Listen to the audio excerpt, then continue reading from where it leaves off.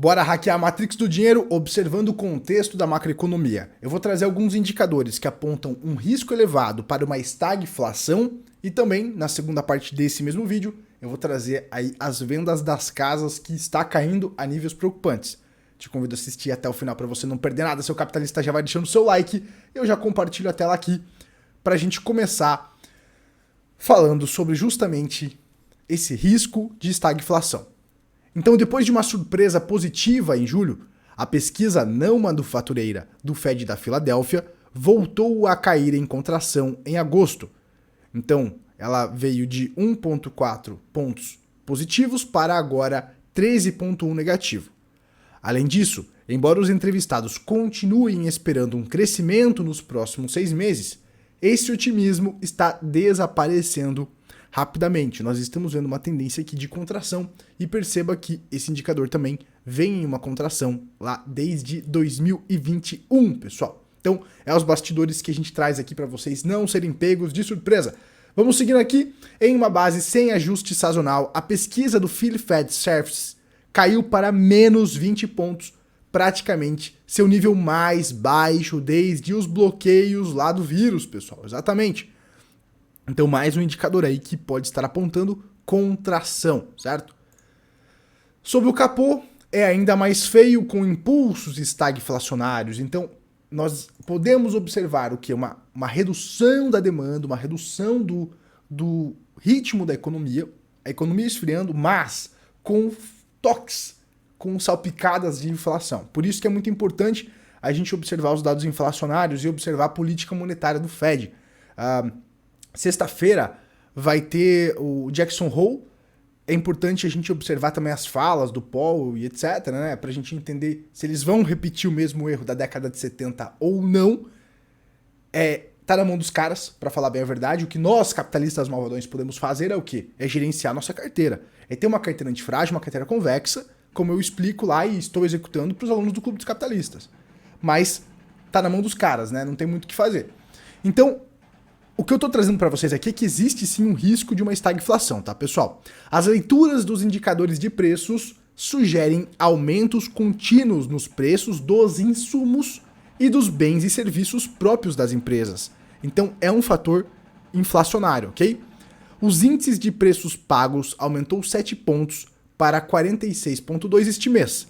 Mais de 50% das empresas relataram aumentos nos preços de insumos, relativamente aos preços dos bens e serviços próprios das empresas. O índice de preços recebidos subiu 7,8 para 14,6, pessoal. Então, ao mesmo tempo, os índices de venda, então, ao mesmo tempo que as empresas estão relatando, mais de 50% das empresas estão relatando aumento dos custos dos insumos, ou seja, uma inflação, nós temos aqui os índices de vendas e receitas e de novos pedidos registrando leituras negativas. Então, as pessoas estão consumindo menos, as vendas, as receitas estão caindo, enquanto o custo está subindo. E isso aqui, pessoal, é um problema. Ou as empresas vão repassar essa inflação, mas como que essas empresas vão repassar esse aumento de custos se as vendas estão caindo? Se as pessoas já não estão consumindo, não estão conseguindo absorver esse aumento de preços? É aí que mora a treta, beleza, seus capitalistas? Bora lá.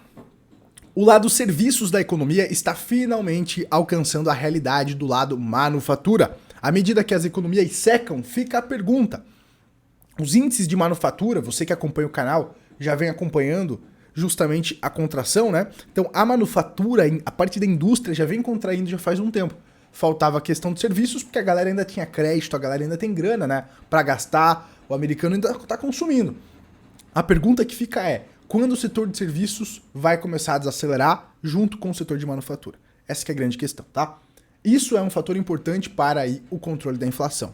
E num cenário estagflacionário, pessoal, os metais podem ser aí uma boa alternativa de proteção. Você que quer comprar prata física, tem a Morgantes, pratinha aqui, ó, essa aqui é a barrinha de 100 gramas, por exemplo, tá? A prata de 100 gramas da Morgantes, que vem com certificado de pureza, ok?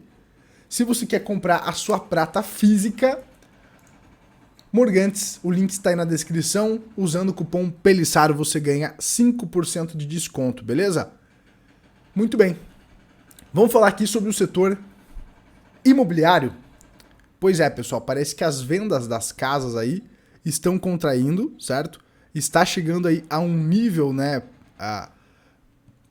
do fundo lá de 2010, estamos próximos de um fundo, do fundo lá de 2010. Então, esperava-se que as vendas de casas existentes caíssem muito modestamente em julho. A expectativa era uma queda de 0,2 após a queda de junho, a maior desde novembro de 22. No entanto, as vendas de casas existentes caíram mais do que o esperado, uma queda de 2,2%, pessoal, deixando as vendas abaixo de 16,6% no dado anualizado. Então você percebe justamente uma contração aqui dessas vendas. Com base na SARS, esse é o ritmo mais lento de vendas para julho desde 2010, ok? Então você percebe justamente uma contração que já vem se desenrolando nos últimos meses da venda dessas casas existentes. E é pior do que no pico dos bloqueios lá do vírus, certo? Pelo lado positivo, na margem, o estoque das casas existentes não vendidas aumentou 3,7% em relação ao mês anterior. Então aumentou os estoques para 1,1 milhão no final de julho, ou equivalente a 3,3 meses de fornecimento no atual ritmo de vendas mensais. Dois fatores estão impulsionando a atividade de vendas atual: disponibilidade de estoque e taxa de hipoteca, disse o economista-chefe da NAR, Lawrence Young. Infelizmente, ambos foram desfavoráveis aos compradores. Os preços médios das casas existentes para todos os tipos de habitação em julho foi de $406.700, um aumento de 1,9% em relação a julho de 2022, que era $399 mil o preço médio das casas. A maioria dos proprietários continua a desfrutar de grandes ganhos de riqueza nos últimos anos, então eles têm o efeito riqueza ainda do aumento dos preços dos últimos anos ali, por conta do aumento da base monetária e todo o dinheiro grátis e juro grátis que foi dado. A pergunta é, até quando que esse efeito riqueza vai perdurar? Então, a maioria dos proprietários continua a desfrutar de grandes ganhos de riqueza nos últimos anos, com pouca preocupação com a queda dos preços das casas. No entanto, muitos locatários estão preocupados, pois estão enfrentando desafios crescentes de acessibilidade por causa das altas taxas de juros. Nesse ritmo, os preços das casas novas cairão abaixo dos preços das casas existentes pela primeira vez desde 2005, quando a última bolha imobiliária atingiu o pico. Então, será que nós estaríamos, próximos do pico aqui, pessoal? Fica o questionamento, Fica o questionamento aí. Uma questão importante, a gente até falou sobre isso no vídeo de ontem, é com relação aqui à taxa de juros. Os bonds americanos de 10 anos estão aqui nas máximas, romperam o topo histórico, estão voltando agora aqui, na verdade. Estão aqui testando o topo histórico, pessoal? E essas taxas elevadas aqui de longo prazo fazem justamente o preço, dos empréstimos aumentarem, o preço das hipotecas e tudo mais. Então é um fator interessante para você ficar de olho, porque isso aqui pode desacelerar ainda mais o mercado imobiliário, pode desacelerar ainda mais a economia de maneira geral, porque se as pessoas não têm acesso a juro barato como elas tinham lá em 2020, o crescimento da economia pode ficar aí comprometido, tá, pessoal? Isso é importante para o combate à inflação, por isso que eu falo para vocês aqui que é importante vocês acompanharem os indicadores, acompanharem a temperatura da política monetária, porque isso vai te ajudar a entender se a gente vai entrar num cenário estagflacionário ou se nós vamos entrar num cenário corretivo dos ativos por conta do Fed não cometer o mesmo erro da década de 70. O que eles vão fazer? Se eles vão nessa briga da inflação até o final ou não, só Deus sabe, pessoal? Então a gente tem que ir gerenciando o risco, assumindo humildade perante a incerteza. Beleza, seus capitalistas? Por hoje é isso. Hoje tem balanço da Nvidia. Isso aí pode animar os mercados ou não, Então, eu acredito que os preços estão esticados, mas é aquela história, o mercado é soberano, os preços vão ir até aonde as pessoas estão dispostas a comprarem. Então, eu não duvido de mais nada, pessoal. Mas os múltiplos, quando você faz um cálculo de valuation na Nvidia, estão esticados. Então, Vamos ficar de olho nos balanços da Nvidia, se essa narrativa da IA vai continuar ou não, se esse hype vai continuar ou não, e como os mercados vão reagir, beleza?